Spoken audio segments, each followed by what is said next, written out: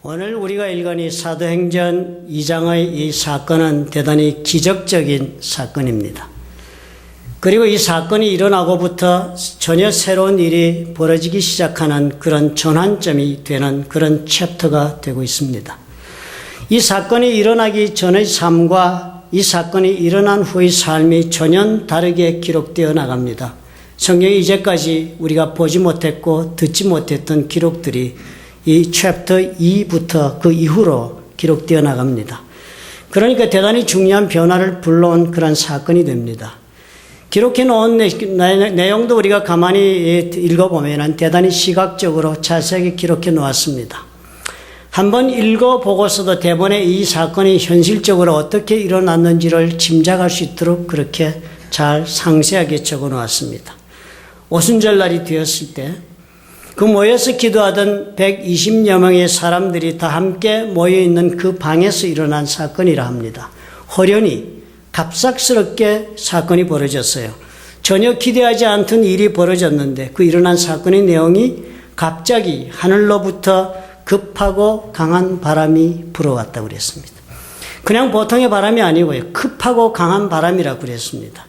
그것도 어떻게 해요? 갑자기 조용하다가 갑자기 불어왔으니까 불현듯이 일어난 사건입니다. 그 바람이 얼마나 격렬하게 불었던지요.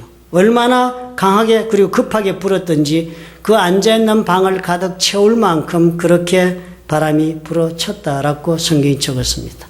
그러니까 이 사건은 그냥 단순히 영적으로 그렇게 느꼈다든지 혹은 또 그런 환상을 보았다든지 그런 분위기에 사로잡혔다든지 그런 표현이 아닙니다. 이것은 실질적으로 강한 바람이 불어치는데요. 그 방 안에 있는 모든 집기가 바람이 흔들리고 그리고 바람이 분명히 그 자리에 있는 것을 강하게 느낄 정도로 그렇게 바람이 불어친 현실적 사건이었습니다. 그리고 이 사람들이 너무 바람이 부니까 기도하다가 눈을 떴습니다. 예전부터 기도할 때 다 눈 감지 않아요. 그런데 이 사람들이 눈을 뜨게 됐습니다. 바람이 너무 심하게 부니까. 눈을 떠서 기도하다가 눈을 떠서 보니까 놀랍게도 그 방 안에 바람만 불고 있는 것이 아니라 불길이 임했는데 그 불길이 바람에 널름널름거리면서 사람들의 각 위에 그 불길이 흔들거리고 있었습니다. 강한 바람에.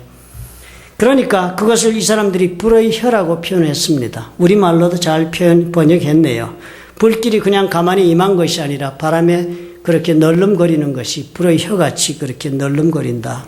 그렇게 표현했습니다. 그렇게 보았으니까요.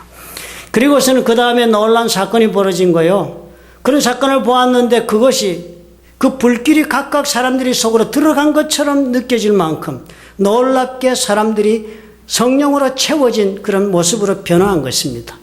그런 성령의 충만함을 입어서 충만하게 채워져서 이 사람들이 길거리로 뛰쳐나가게 되고 그런 그냥 나가서 있는 것이 아니라 자신들이 평소에는 할 수 없는 일, 평소 그 사람들이 능력이나 가진 것으로는 전혀 할 수 없는 그런 말을 하기 시작했습니다. 분명히 성령께서 말하게 하는 능력을 주셔서 하는 것이 분명한 그런 말, 다른 방언을 하기 시작했다는 것입니다. 전혀 새로운 바람이 불어와서 그것이 또 불어오는데 하늘로부터 난데없이 불어오는 거예요. 방이 다 문도 다 닫혀 있는데 그 바람을 맞은 모든 사람들에게 상상하지 못했던 놀라운 새로운 인생의 일이 시작이 된 것입니다. 사도행전 2장 7절에 보니까 그 사건을 이렇게 적어 나갑니다. 다 놀라 기이 여겼다. 너무 이상하니까요. 너무 놀라버린 거예요. 세상에 이럴 수가. 그러면서 그 사람들이 말을 하는 거예요. 보라, 이 말하는 사람이 다 갈릴리 사람이 아니냐. 그렇게 했습니다. 바깥으로 뛰쳐나가 말하는 사람들이 갈릴리 사람이다. 갈릴리 사람들이라고 특별히 적은 데는 이유가 있겠지요. 그 갈릴리 사람들은 그 당시 어떤 사람들이었습니까? 대체로 배운 것이 없는 사람들입니다. 그리고 가진 것이 없는 사람들이요. 그 사람들은 대체로 자기의 주어진 자리에서 한평생을 그럭저럭 살다가 말 사람들이었습니다. 그 사람들은 이 갈릴리 사람이라고 칭하는 사람들은 누구 앞에 나설 수 있는 사람들이 결코 아니었습니다. 그리고는 설령 나선다 할지라도 누구의 생각을 바꾸기 위하여 말을 할 만큼 아는 것도 없고 그렇게 할 수 있는 능력도 없고 그런 신분도 되지 못한 사람들입니다. 가장 부적합했던 사람들입니다. 누구를 가르치거나 새로운 사상을 전파하는 것은 더더군다나 어려운 사람들입니다. 무슨 능력 있는 일을 할 수 있는 사람들로 준비된 것도 없습니다. 세상의 관점에서 볼 때는 어때요? 특별한 일을 위하여 선택을 받기에는 준비되지 못한 것이 너무나도 많았습니다. 하나님의 역사를 대변할 능력을 발휘할 그런 사람들은 더더욱더 부족함에 틀림없어 보이는 그런 사람들이기 때문에 성경 특별히 갈릴리 사람이라 구분해서 지칭했습니다. 모두가 다 그런 사람들이 있지만 어떤 일이 벌어졌습니까? 놀라운 사건이 된 거 아닙니까? 하나님이 그 사람들에게 성령을 부어주셨다. 그리고는 성령을 부어주신 것뿐만 아니라 그 부어주신 성령 때문에 놀라운 능력이 그들의 삶 속에 그렇게 터져나오는 그런 삶을 살도록 하나님이 끝까지 인도해 가셨다 하는 것입니다. 그래서 이 사람들이 다 하나님의 나라를 현실적으로 드러내 보인 사람들이 된 거예요. 하나님 나라의 놀라운 그 역사를 이 땅에서 그대로 다 자신들의 삶을 통하여 보여주는 그런 놀라운 능력자들이 다 되고 만 것입니다. 새로운 인생을 산 것 아닙니까? 그죠? 새로운 인생의 장이 열린 거 이 사람들에게 이 사건 때문에.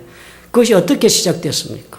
바로 하나님께서 오늘 보니까 저들에게 새로운 바람을 불어 넣어 주신 것 때문에 이 사건이 벌어진 것입니다.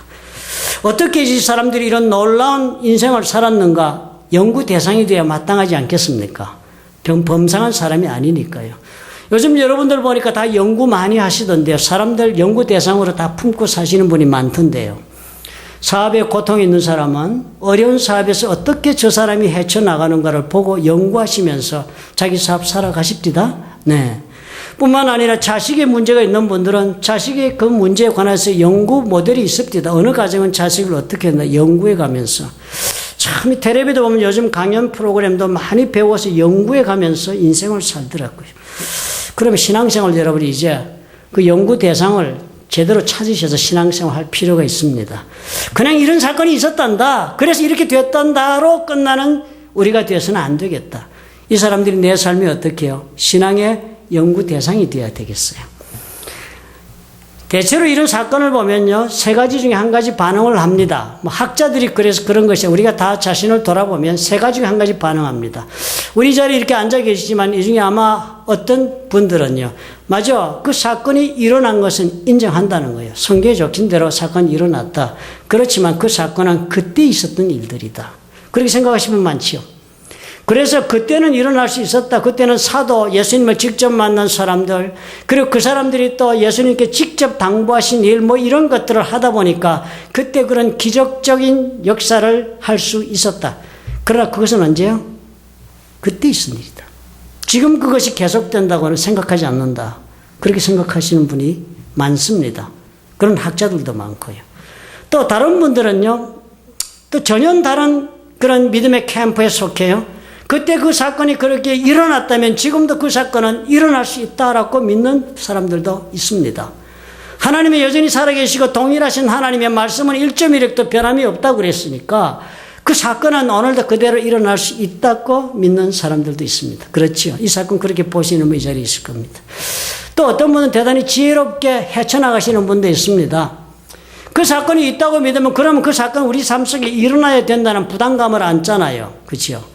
그때 사도행전 때 그런 역사가 있었다면 죽은 자도 살리고 병도 고치고 이런 난리들이 나는 사건이 기적이 있을 수 있었다면 지금 내 삶에도 일어나야 되지 않느냐. 그런데 나는 안 일어날 것 같다는 두려움 때문에 지혜로운 타협하는 마음속으로 가지지요.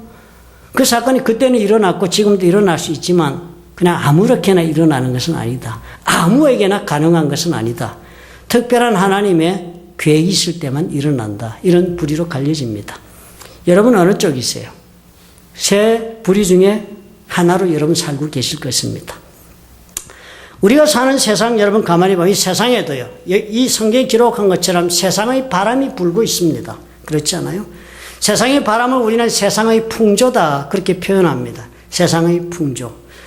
세상의 풍조. 이 새로운 이 세상의 바람을 부는 대로 우리가 그 바람을 따라 바람을 잘 타고 살면 세상살이를 잘 할 수 있습니다. 우리 그렇게 생각하고 삽니다. 첨단의 유행을 따라가는 데는 이유가 있습니다. 그렇죠? 가장 앞선 생각을 내가 받아들이고 사는데도 나름대로 이유가 있습니다. 왜요? 그렇게 해서 가장 잘 살아보겠다는 욕구가 있으니까 받아들입니다. 그런데 어떻습니까? 세상의 풍조는 아무리 따라가도요, 그 세상의 풍조 때문에 좀 얻는 것이 있을지는 몰라도, 세상적으로 얻는 것이 있을지 몰라도 자신의 인생이 바뀌진 않습니다. 오히려 어때요?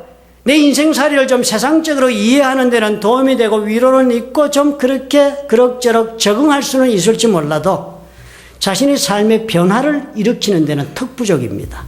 오히려 인생이 어떻게 해요? 세상의 바람에 실려 살다 보니까 지치고 그리고 피폐해지고 그래서 공허해집니다.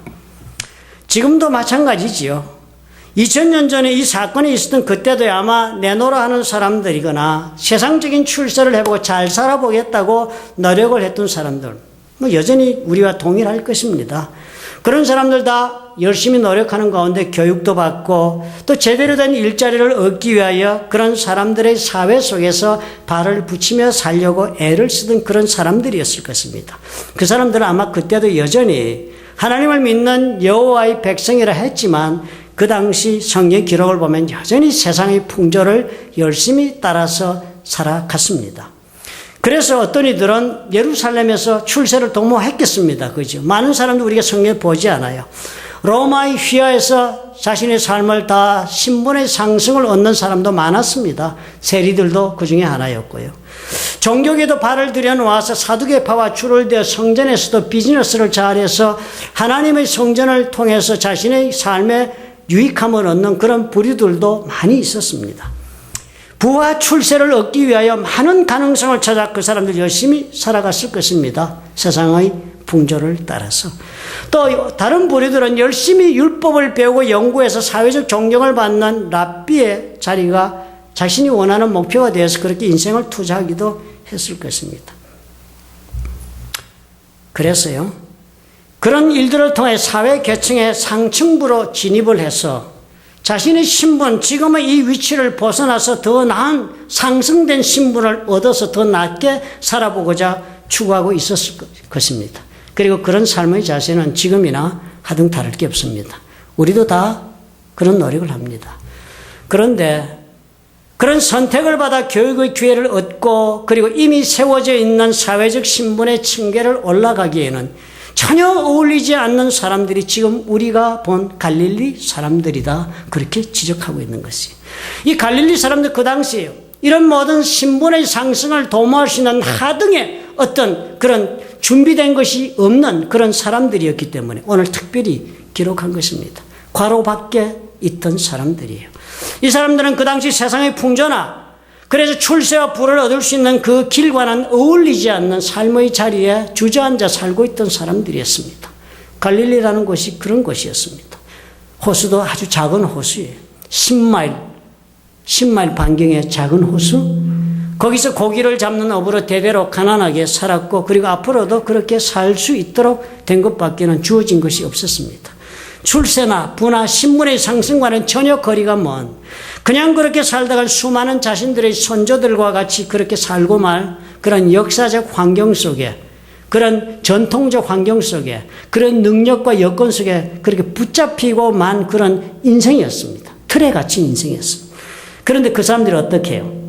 오늘은 보니까요, 전혀 그런 일에 열중하고 그렇게 살아갈 사람이 엉뚱한 일을 통해서 상상하지 못하던 인생을 한번 살아보는 전기가 오늘 그들에게 벌어졌다라고 성경이 기록하고 있는 것이에요.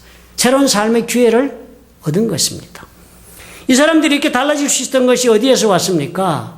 세상의 바람을 따라 살지 않은 거요. 이들은 다 내려놓고 하나님의 새로운 바람을 맞고 인생을 살아가기 시작했기 때문에 다른 길이 저들에게 열렸다 하는 것이 사도행전 2장의 이야기입니다. 우리가 이것을 주의하고 생각하고 신앙생활을 할 필요가 있습니다. 무엇이 내 인생을 다르게 만들어 줄 수 있는가 고뇌하셔야 해요. 여러분, 예수를 믿으면서 우리가 하나님의 손에서 다른 인생을 기대하는 것은 지극히 당연한 기대가 되어야 합니다. 우리가 오늘과도 같게, 어제와도 같게, 그리고 예전과도 같게 내일을 살기 위해서 주님을 믿는 것이 아니에요. 우리 내일은 오늘과도 다른 삶이라는 보장이 있기 때문에 우리는 주를 붙잡는 것입니다. 그래서 이제까지는 내가 주인이 된 삶이 아니라 예수님이 내 주가 되는 삶을 선택한 것입니다. 왜요? 다른 인생을 살 수 있기 위해서. 그렇다면 우리가 이걸 주목해야죠. 이 사람들이 우리 연구 대상이 되어야 해요. 깊이 생각해야 돼요. 사건이 이런 것이 있어 이렇게 됐다. 이렇게 넘어갈 그런 단순 역사적 사건이 아닙니다.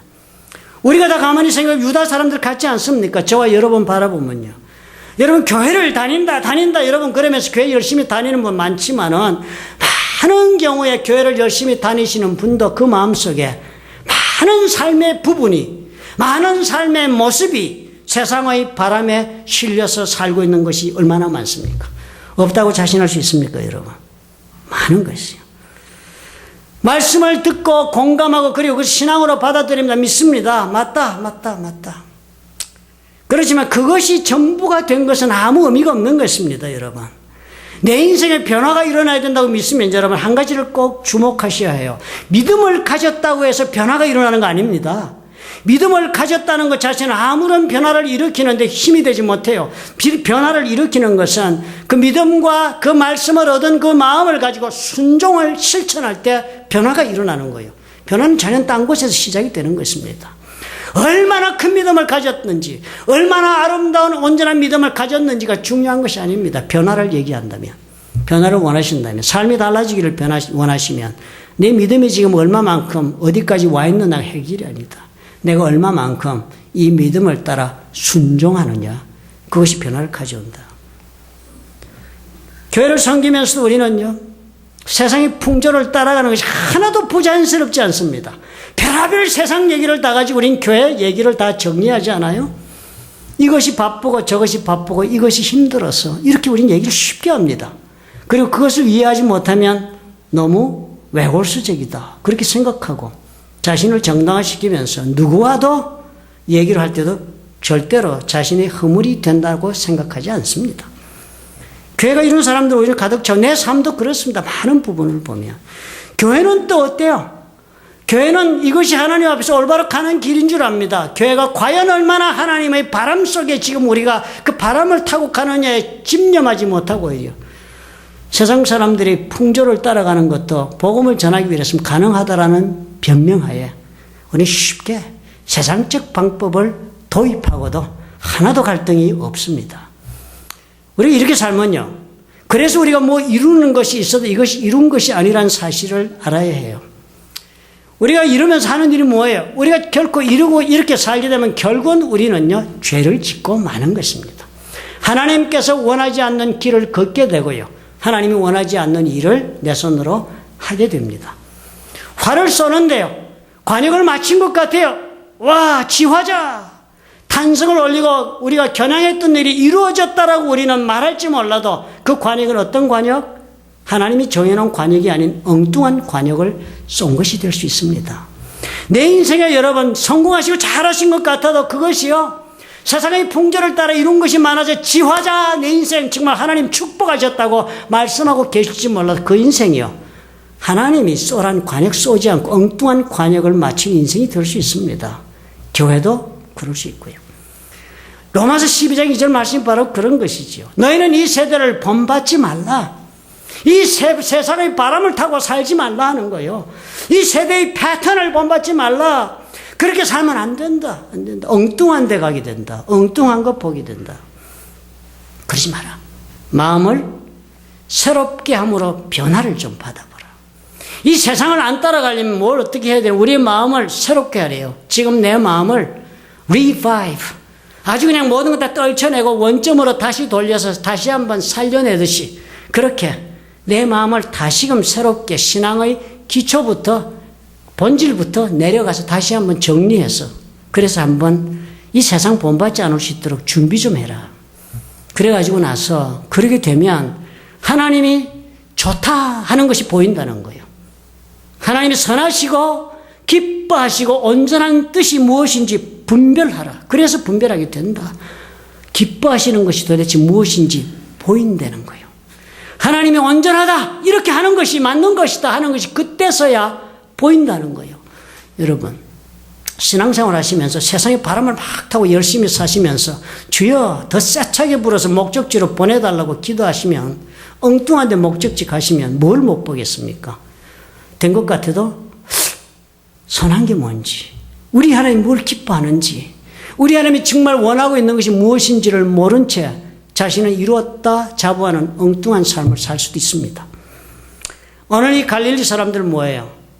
못났는지 모르고 준비됐는지 모르고 세상이 가지고 있는 스펙은 하나도 갖추지 못했는지 모르지만 한 가지는 잘 선택을 했습니다. 세상에 무슨 일이 일어나고 있든지 이 세상에 이제 나가서 무엇 해야 하는지 이런 것에 마음을 주는 대신에 이 사람들은 뭐예요? 예수께서 당부하신 그 말씀만 생각하고 그것을 선택했습니다. 왜 이 사람들 여러 가지 궁리가 없었겠습니까? 이 사람들 그저 우리가 성경 읽을 때 나는 이렇게 살았다. 우리 이렇게 성경 읽지 마십시오. 이제는요. 성경을 읽으면 그 사건 속에 들어있는 사람의 그 환경 속에서의 느낌과 감정과 경험과 그리고 그들의 갈등을 우리가 볼 수 있어야 합니다. 이 사람들 어떻겠습니까? 이 사람은 생업이 없었습니까? 그래서 이렇게 가서 열흘이나 뭐 이렇게 모여서 이 사람 한 방에 모여서 기도했습니까? 이 사람들 뭐 꼭 해야 될 일이 없어서 이랬습니까? 그렇지 않습니다. 그런데 이 사람들 그때는 어떻게 해요? 자기가 따르던 예수님은 이미 눈앞에 사라졌습니다. 눈앞에서 하늘로 올라가서 그랬지만 그 사건은 냉정하게 생각해 보십시오, 여러분. 지금 여러분 앞에 함께 살던 내 가정에 이때까지 가장이 되어 사라진 아버지가 돌아가시고 눈앞에 사라진 것과 똑같습니다. 그 아버지 영생을 얻어 천국 가셨다. 오케이. 그렇지만 그 아버지 간 다음에 현실의 삶의 무게는 어때요? 지금부터 누군가가 돈 벌어서 이 가정 밥 먹게 한다는 숙제는 다가오는 현실은 똑같은 것입니다. 이 사람은 그 상황 똑같았어요. 우리의 상황은 똑같은 것입니다. 여러분 그걸 이해하고 이 사람들 한번 보자고요. 그리고 연구 한번 해보자고요. 이 사람들 뭐 이제는 이 순간에 아마 예수님 일을 덮어두고 빨리 가서 자기를 돌보는 것이 선결 과제였던 사람들이었을 것입니다. 아무리 진리를 할지라도 이제 현실로 돌아갈 때가 온 것이요. 주님은 가셨으니까. 세상을 따라 사는 길을 선택한 논리가 맞지 않아요? 그래도 이제까지는 예수님이 눈앞에 있었습니다. 그래도 이제까지는 예수님이 기적을 행하셨어요. 궁지에 몰릴 때마다 예수님이 해결을 주신 분이 눈앞에 있었습니다. 그래도 이제까지는 있었어요. 그래서 하나님 나라 생각하고 현실을 도외시하기도 할 수 있었습니다. 눈앞에 주님이 있었으니까. 그런데 이제 어떤 때가 그만해야 될 때가 오지 않았어요. 그럼에도 불구하고 이 사람들 어떻게 해요? 갈릴리 사람들 그냥 갔다 하는 사실을 보셔야 해요.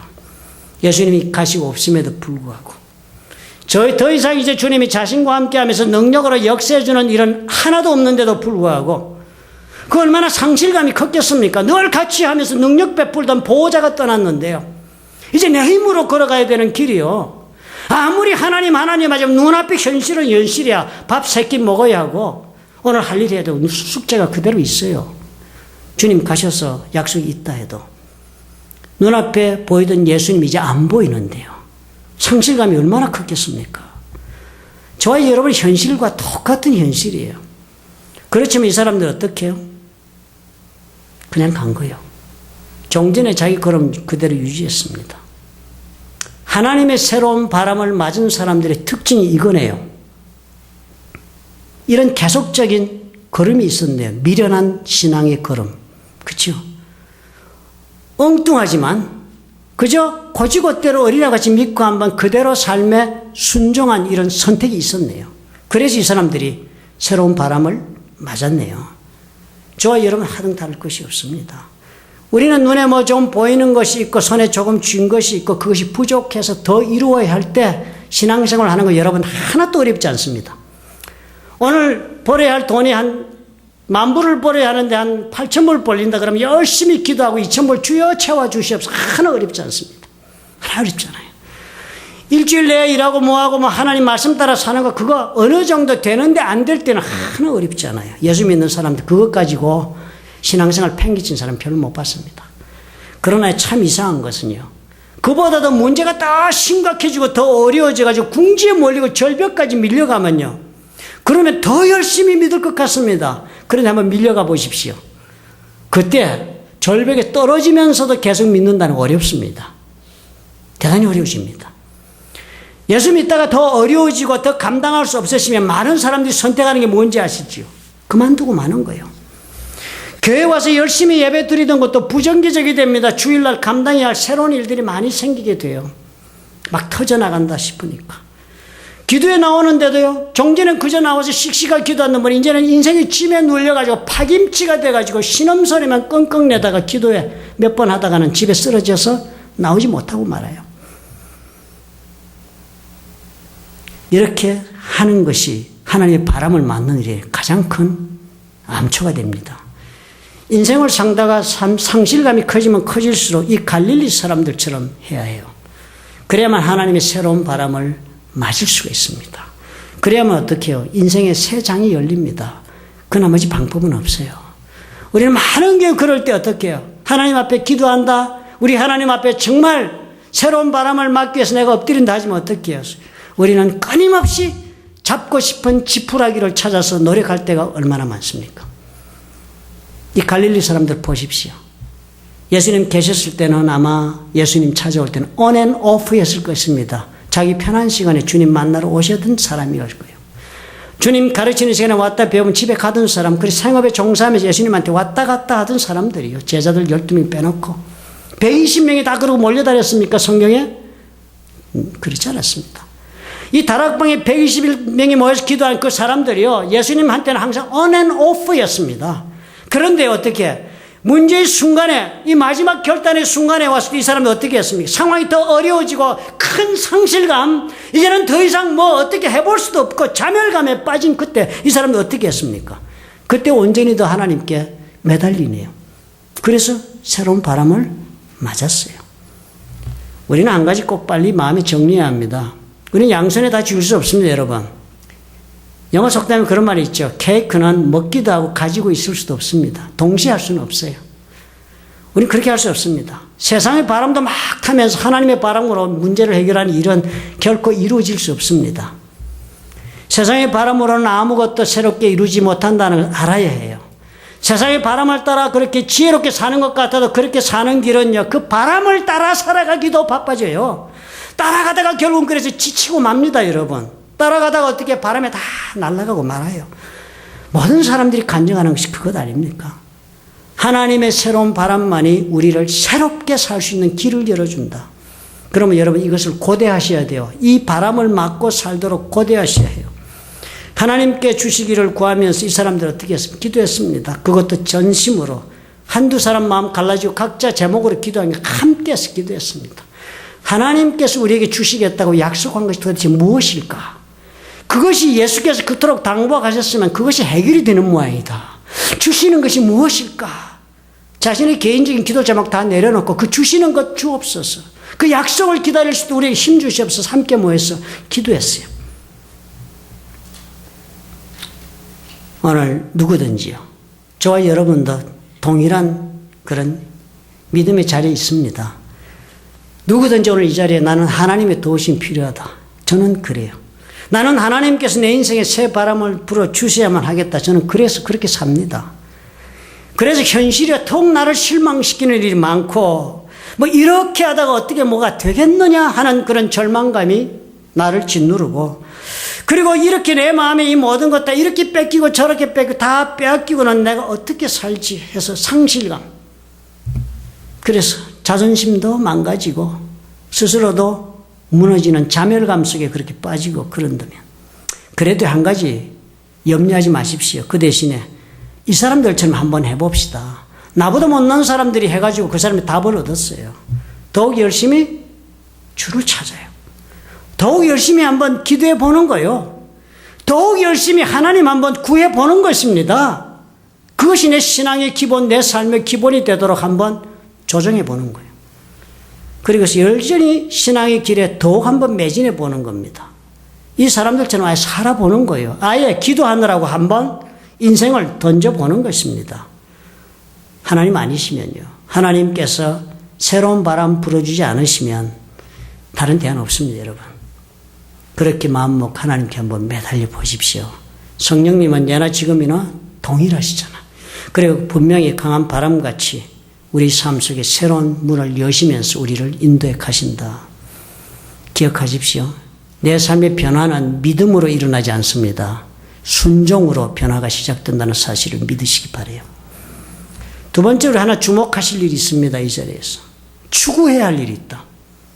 내 마음속에 추구해야 할 일이 있어요. 소망해야 할 일이 있습니다. 새로운 바람이 강하게 불어오면서 동반해온 것이 있었네요. 보니까 그것은 불이었습니다. 불이 같이 왔어요. 바람에 불이요 강하게 불리는 거예요. 흔들리면서 널름거리는 혀처럼 그렇게 갈라지 그들 위에 임하였다. 이거 상징적으로 해석하지 마십시오. 이거 그런 일은 있을 수 없는 것 같으니까 그 사람들 눈에 그렇게 환상으로 보였나 보다. 그러니까 그렇게 우리도 지금 이것을 상징적으로 이해해야 된다고 그렇게 해석하지 마십시오. 이 사람들이요 현실적으로 불을 느꼈습니다. 불이 뭐예요? 뜨거운 거예요. 뜨겁고 그 불에 될 만큼 무섭게 능력이 있고 소멸하는 힘이 있는 게 불인 거예요. 그 불을 실제로 체험한 거예요. 보고 체험한 것입니다. 이것을 상징적으로 해석해서 성령의 불 받는 문제 이렇게 여러분 쉽게 자기 나름대로 해석하지 마십시오. 성령의 불 받는 문제 그건 누구나 그렇게 받는 사람이고 안 받는 사람이 자기 개인적 체험일 것이다. 객관성이 없다 이렇게 결론 내리지 마십시오. 성경의 이야기는 그런 객관성이 없는 주관적 사항을 얘기하고 있지 않습니다. 주관적 사항은 진리가 아니에요. 객관성이 있을 때 그것이 진리로 인정받습니다.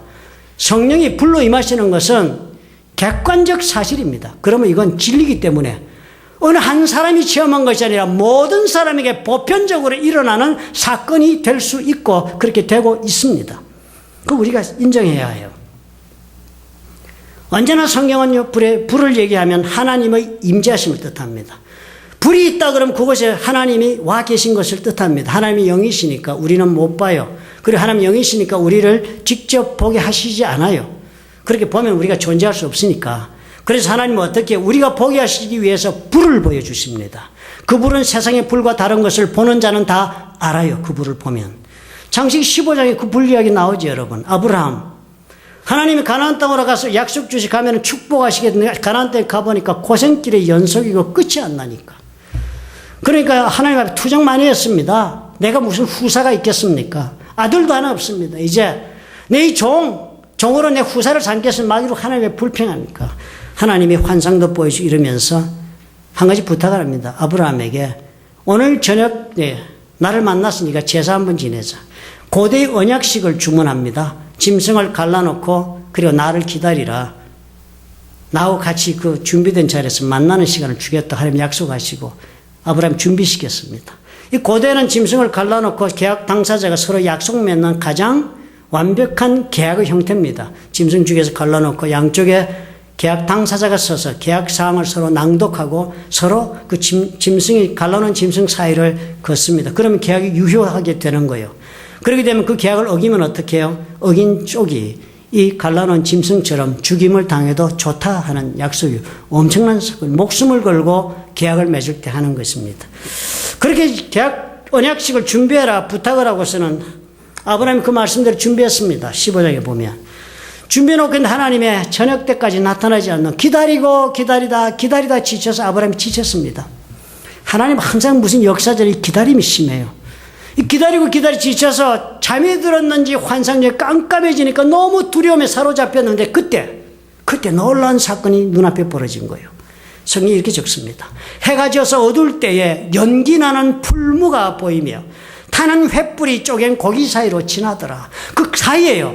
아브라함 보니까 환상 가운데 비몽 가운데 사몽 가운데 보니까요. 풀무가 있는데 풀무에 불덩어리가 붙었는데 그 불덩어리가 스스로 공중에 떠서 날아서 그 짐승 사이로 지나가는 거예요. 마치도 사람이 지나듯이. 아브라함 뭐 생각했습니까? 그 불 보면서 저기에 지금 하나님이 이 사이를 걸어가고 계신다. 하나님 그 자리에 함께 하시고 움직이고 있는 것이 불을 통해서 보여주셨습니다. 상징이 아닙니다. 이 불은 성경에서. 성령의 불이 상징이 아니에요. 이것은 아주 실질적이고 구체적인 사건입니다. 이스라엘 광야에 나갔을 때 하나님 그랬잖아요. 모세를 시내산으로 데려가서 율법 주었습니다. 그죠? 그때 모든 사람들 앞에 시내산 기슭에 다 모아놓고 그때 모세가 산으로 혼자 올라갑니다. 그 장면이 이렇게 적었어요. 출애굽기 19장에 모세가 하나님을 맞으려고 백성을 거느리고 진에서 나오면 그 캠프를 치고 있었으니 그 진에서 나왔습니다. 그들이 산 기슭에 섰다. 산 기슭까지 올라가서 그들을 다 남겨두었습니다. 그리고 모세가 이제 혼자 올라갈 판인데요. 산을 바라보니까 시내산을 바라보니까 시내산의 연기가 자욱한다. 그런데 여호와께서 불 가운데서 거기 강림하심이라 그 연기가 옹기점 연기같이 떠오르고 온 산이 크게 진동했다. 한 게 자욱한데요. 불이 있는 거예요. 그 불 바라보니까 뭐예요? 거기 하나님이 계시다. 세상의 불과 다른 것을 본 사람은 다 아는 거예요. 그 불 환상이었습니까? 불은 진짜예요. 성령이 불같이 임하셨다. 이거 그냥 상징적인 표현이라고 생각하지 마십시오. 실제로 성령이 임하시면요, 불이 우리 속에 들어온 것을 육체적으로, 감정적으로 다 체험합니다. 체험했기 때문에 불이라고 표현해요. 불, 뜨겁게 경험합니다. 하나님이 어떻게 해요? 그 불 가운데 지금 와 계신 것을 확인시켜주고 있는 거예요. 많은 분들이 말씀해요. 사도행전에 나오는 이 성령이 하늘로부터 내린 사건에 수없이 많은 설명합니다.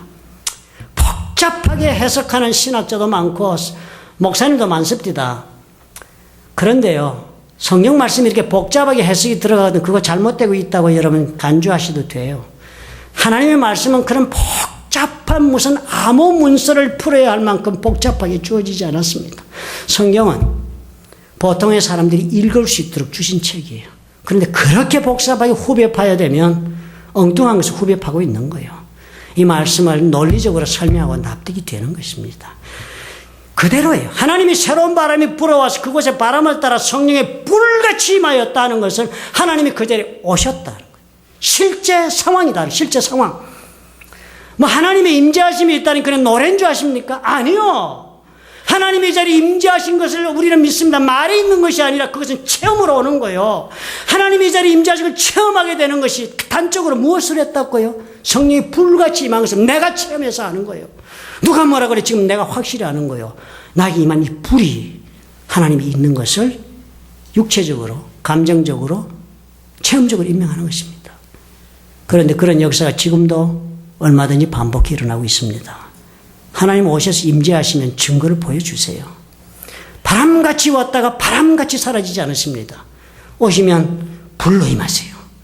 그리고 우리에게 알게 하세요. 우리가 이것을요, 추구해야 합니다. 사모해야 해요. 하나님의 임재하심 가운데 들어갈 수 있는 길이 열렸잖아요. 예수님께서 죽으심으로 이제 지성전으로 들어가는 문이 열렸어요. 이제는 대사장을 통하지 않고도 우리는 들어갈 수 있어요. 이 믿음으로. 이거 사모해야죠. 죽게 들어가는 일을 사모해야지. 그것이 우리의 인생의 목적인데요. 오순절날 한 마음으로 기도하던 사람들 다 없었습니다. 아무것도. 그렇지만 이 사람들 가운데 뭐예요? 이것이 있었습니다. 그 약속하신 것이 간절히 하나님을 사모하는 마음. 하나님께서 오셔서 선물을 주시는 그 간절한 마음으로 사모하는 마음으로 기도했습니다. 단순한 실천했어요. 마음 비우고 간절히 기도했습니다. 그죠? 비운다는 것 여러분 신앙의 전제 조건입니다. 바울도 비우라고 그랬지 않습니까? 그러나 비우시기만 하는 것으로 아무 일은 일어나지 않습니다. 비우면 어쩌면요. 우리는 하나님 앞에 비웠을 때 그것이 우리 마음속에 어쩌면 절망과 좌절로 포기했기 때문에 비운 것도 많습니다. 여러분. 가장 좋은 것을 안고 있는 것을 비우셔야 그게 비운 거예요. 하나님과도 바꾸기 싫어서 내가 품고 있던 많은 것들을 다 털어내는 것이 비운 것이요. 내가 버릴 수밖에 없어서 버린 것은 비운 거 아닙니다. 아직도 다른 것으로 가득 채워져 있음을 모르고 있을 따름이에요. 하나님 앞에 그런 자세가 되어야 해요. 그리고서는 어떻게 해요? 그 비운 것이 있으니까 하나님 간절히 사모하고 주님의 임재하심을 구하면 주께서 오셔서 채워주실 수가 있지요. 무엇으로 채우십니까? 성령의 불로 임하셔서 성령으로 채우신다. 그래서 성경도 기록하기를 filled by Holy Spirit 그랬습니다. 성령으로 가득 채운다. 빈 만큼 채우는 거예요. 이것이 다른 것입니다. 이분들 이것이 우리가 달랐어요. 많은 분들이 성령 체험이나 뭐 성령 강림 그래서 뭐 방언이 어쩌리 이런 이야기하면 뭐 그것에 대해 대단히 사념적으로 생각하십니다. 그리고 또 뭐 그런 것은 어떤 사람들에게나 있는 것으로 그렇게 생각하고 나는 해당되지 않아도 괜찮은 것으로 생각합니다. 그러나 이 오늘 말씀을 보셔야 해요. 식자우환이라 우리가 너무 하나님과 성령에 대해 아는 것이 많아서 탈이 많아요. 아는 것이 여러분 아무리 많아도 그것이 내 삶을 변화시켜주지 못합니다. 말씀 하나를 알아도 순종하는 자에게 역사가 있어요. 제가 존경하는 분 목사님 중에 학자 중에 존 맥카터 목사님 계세요. 이분이 교회를 저희 그레이스 무슨 베프티스트 처치인지 뭔지 베프티스트 아니다. 그레이스 무슨 처치요. 저 위에 밸리 어디에 하시는데요. 대단히 유명하신 분이요. 유명한 학자고 이분이 교회는요, 목사님 설교하시는데 그 교인들이 얼마나 말씀에 열심으로 공부하시, 열심으로 말씀을 따라 사는 정말 신실한 그리스도인들이요. 제가 듣기로요, 이분이 설교하실 때요, 성경 구절을 많이 인용하시는데요, 성도님들이요, 아무 소리도 않고 성경 구절 말씀하실 때마다 그 구절을 착착착착착착 짜주면서 설교를 따라간답니다. 그만큼 성경도 많이 읽고 많이 배우고 기억하니까. 그래서 손에 익었어. 그래서 그 예배 시간에 종이 넘어가는 소리가 아주 사락사락사락사락. 엄청난 은혜의 자리래요. 그런데도 불구하고 이 사람이요, 참 놀랍게도 뭐 감히 저 같은 소인이 무엇라고 반박할 수도 없게 단호하게 말씀해요. 성령의 이런 초능력적인 역사는 더 이상 없다. 그때 있었다는 거예요. 방언도 그때 있은 거고, 그때 방언을 보라. 그분이 그렇게 논정원의 책을 보면 그때 방언의 범위 각국 나라의 방언이었지, 요즘 방언이라고 말하는 것처럼 이상한 아무도 알아듣지 못하는 그런 언어로 방언이라고 하는 사람 없다. 그 괜히 쓸데없는 그런 소리 하지 말라고 얘기합니다. 히브리서 2장 3절과 4절을 인용하면서 그래요. 사도시대에 준 것이다. 사도시대가 지나므로 이것도 끝났다. 성령으로 충만하게 채워진다 인정하면서도 이런 초능력적인 외적인 은사는 더 이상 필요 없다라고 말씀하시죠. 그러나 저는 그렇게 생각해요. 고린도전서를 좀 보셨으면 고맙겠다. 고린도서는 바울이 쓴 책 아닙니까? 이미 이런 사도행전 시대의 후반부에 들어가면서 고린도서 썼을 때는요, 이미 교회에는 새로운 방언의 역사가 있었습니다. 고린도 교회에 있었던 방언은요, 만국 방언이 아니었습니다. 그 내용을 가만히 보면요, 하나님께서 저들에게 기도의 언어로 주셔서 영으로 기도하라고 주신 특별한 언어였기 때문에 사람들이 이해하지 언어가 많았습니다. 이해하지 못하는 언어가. 그래서 바울은 특별히 말을 했어요. 은사를 사모하는 사람들이 고린도전서 12장 10절에 어떤 얘기는 방언들 통역함을 주신다. 세상에 어느 누구도 통역 못하지만 하나님이 은사를 주셔서 통역할 수 있는 사람이 있을 수 있다는 거예요. 그리고 그런 통역하기를 위해서 방언 받은 사람 기도하고, 그렇게 통역이 안 되거든 혼자서 그냥 조용히 기도하지, 사람들 앞에 드러내놓고 기도하지 말라. 덕을 세우기 위하기서라도 그렇게 한다. 방언으로 기도하는 것은 영이 기도하는 것이다 라고 분명히 명시해요. 우리는 너무 배운 것이 많았어요. 신앙의 신비적인 내용들을 이야기하는 것을 꺼려합니다. 그렇지 않아요? 우리가 예수 믿으면서 신비적인 이야기 안 해도 살만한 시대가 돼서 그런지, 그런 것이 필요 없어서 그런지 꺼려하십니다. 그러나 하나님의 인지하시면 신비스러운 사건이에요. 우리 신앙은 신비스러운 사건으로부터 출발했습니다. 예수께서 하나님이신데 인간의 몸으로 이 땅에 놀란 신비적인 그 사건이 내 신앙의 출발점이에요. 예수를 믿는 사람, 그래 다 뭐예요? 신비적인 사건을 믿는 사람들이야 지금. 그런데도 왜 오늘 하나님의 역사가 신비롭게 내 삶에 일어날 것에 대해서는 그렇게 이성적입니까? 우리에게 이런 체험이 반드시 있어야 해요. 제대로 신앙생활 하려면. 그래야만 예수를 믿고 사는 삶이 이루어지고 새 인생이 가능합니다. 은혜를 입어야겠다 사모하셔야 해요. 그리고 마음을 다 비우고 주의 은혜로 성령의 불의 체험을 내가 해야겠다 사모하셔야 돼요. 그것이 하나님이 임재하신 가운데 내가 걸어갈 수 있는 거예요. 주께서 나와 함께 안 하시면 내가 무슨 일을 할 수 있겠습니까? 주께서 나와 함께 하시려면 하나님이 나에게 임재하셔야지요. 나에게 오셔야지요. 그것이 무엇보다 확실한 길이 있습니까? 성령의 불로 임하시는 것 이상 더 확실한 보증이 없습니다. 이것은 사실이 돼야 돼요. 많은 사람들이 나와는 관계없는 식으로 생각합니다. 주변에 여러분 몰라서 그래요. 수많은 사람들 성령의 불 체험하고 하나님 앞에 정말 다른 인생 사는 사람 부지기 있습니다. 얼마나 많은지 몰라요. 그래서 그들이 부르는 찬양을 들어보십시오. 그들이 살아가는 인생의 모습을 한번 보십시오. 다른 사람이 이해할 수 없는 놀라운 인생을 살고 있습니다. 저는 오늘 저와 여러분에게 이것이 필요하다 생각합니다. 우리 미적지근하게 여러분 이 신앙의 길 계속 걸어가시면요. 그래 미적지근하게 그렇게 살다 돌아가세요. 천국은 가시겠지만 새로운 삶의 체험이나 원하는 그런 열매가 있는 삶을 맺기는 역부족이라. 우리 모두가 새로운 바람과 새로운 불을 현실적으로 맞아야 해요, 여러분. 현실적으로 맞으셔야 해요. 하나님의 능력 가운데 그래야만 새로운 장을 한번 시작을 해볼 수 있습니다. 어떻게 한다고요? 내가 끌어안고 귀하게 하는 걸 여러분 비우시고 성령으로 채우시겠다고 간절하게 기도하시는 일을 계속하십시오. 멈추지 마시고 전력으로 저들이 한 것처럼 찬송하고 저들이 한 것처럼 한번 기도해 보십시오. 하나님께서 불러임하실 것이에요. 우리 신앙은 대단히 신비주의입니다. 많습니다. 신비스러운 게. 그러나 그 신비는 다 이유가 있고 목적이 있습니다. 단순한 신비주의 종교는 아닙니다. 신비스러운 사건은 얼마든지 설명될 수 있는 사건이에요. 여러분 믿으시기 바랍니다. 오늘 그런 역사가 저와 여러분에게 있기를 구합니다. 성령 충만을 목숨 걸고 구하시는 저와 여러분 되시기를 예수님의 이름으로 부탁드립니다.